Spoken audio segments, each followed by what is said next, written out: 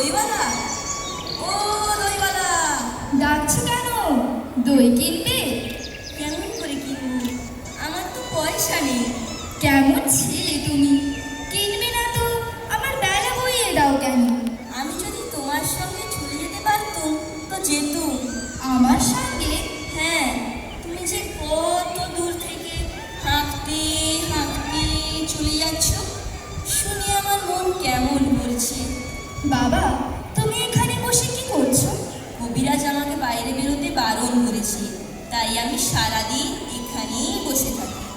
আহা, বাছা তোমার কি হয়েছে? আমি জানিনি, আমি তো কিচ্ছু করিনি, তাই আমি জানিনি আমার কি হয়েছে। দইওয়ালা, তুমি কোথা থেকে আসছো? আমাদের গ্রাম থেকে আসছি। তোমাদের গ্রাম? অনেক দূরে তোমাদের গ্রাম? আমাদের গ্রাম সেই পাঁচমোড়া পাহাড়ের তলায় শ্যামলী নদীর ধারে। পাঁচমোড়া পাহাড়, শ্যামলী নদী, কি জানি, হয়তো তোমাদের গ্রাম দেখেছি, কবে সে আমার মনে পড়ে না। তুমি দেখেছো? পাহাড় তলায় কোনোদিনও গিয়েছিলে নাকি? না, কোনো দিনও যাইনি, কিন্তু আমার মনে হয় যেন আমি দেখেছি। অনেক পুরনো কালের খুব বড় বড় গাছের তলায় তোমাদের গ্রাম, একটি লাল রঙের রাস্তার ধারে। ঠিক বলেছে বাবা। সেখানে পাহাড়ের গায়ে সব গরু চড়ে বেড়াচ্ছে। কি আশ্চর্য! ঠিক বলছো, আমাদের গ্রামে গরু চড়ে বইকি, খুব চড়ে। মেয়েরা সব নদী থেকে জল তুলে মাথায় কলসি নিয়ে যায়, তাদের লাল শাড়ি পরা। বাবা, ঠিক কথা। আমাদের সব গয়লাপাড়ার মেয়েরা নদী থেকে তো জল তুলে নিয়ে যায়, তবে কি না তারা সবাই যে লাল শাড়ি পরে তা নয়।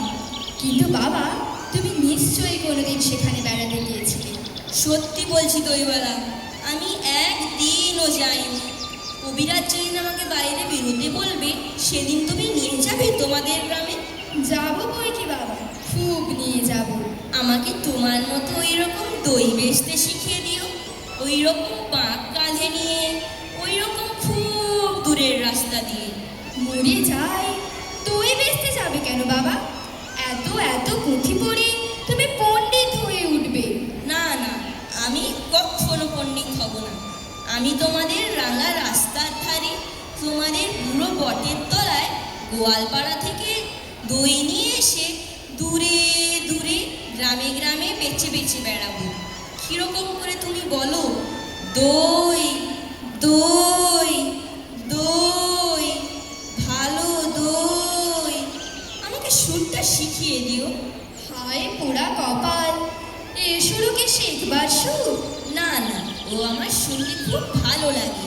আকাশে খুব শেষ থেকে যেমন পাখির ডাক শুনলে মন উদাস হয়ে যায়, তেমনি ওই রাস্তার মোড় থেকে ওই গাছের সারির মধ্যে দিয়ে যখন তোমার ডাক আসছিল, আমার মনে হচ্ছিল, কি জানি কি মনে হচ্ছিল। বাবা, এক থাল দই তুমি খাও। আমার তো পয়সা নেই। না না না না, পয়সার কথা বলো না।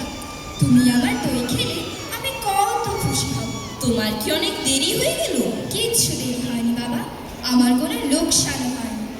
দই বেচতে যে কত সুখ, সে আমি তোমার কাছে শিখে নিলাম। দই দই দই, ভালো দই। সেই পাঁচমোড়া পাহাড়ের তলায় শ্যামলী নদীর ধারে গোয়ালদের বাড়ির দই। তারা ভোরের বেলায় গাছের তলায় গরু দাঁড় করিয়ে দুধ দই। সন্ধেবেলায় মেয়েরা দই পাকে, সেই দই। দই